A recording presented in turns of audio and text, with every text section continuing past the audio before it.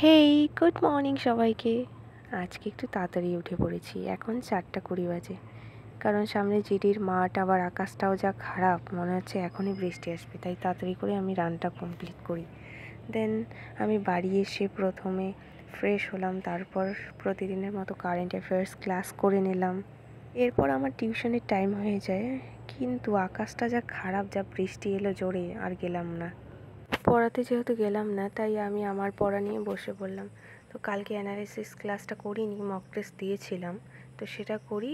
এরপর বাকি যা যা পড়া আছে কমপ্লিট করে বাকি আর একটু কাজ ছিল বাড়িতে। এখন যেহেতু ধানের সিজন, ধান কাটতে হয়, তো সেইটা আমাদের পুরো জমিগুলোতে ধান লাগানো হবে। কয়েকদিন পর মাঠটা পুরো সবুজে ভরে যাবে, তখন খুব সুন্দর লাগে দেখতে। এদিকে দেখতে দেখতে সন্ধ্যা হয়ে গেল। রাত্রে আর বেশি একটা পড়িনি, তাড়াতাড়ি ঘুমিয়ে পড়েছিলাম।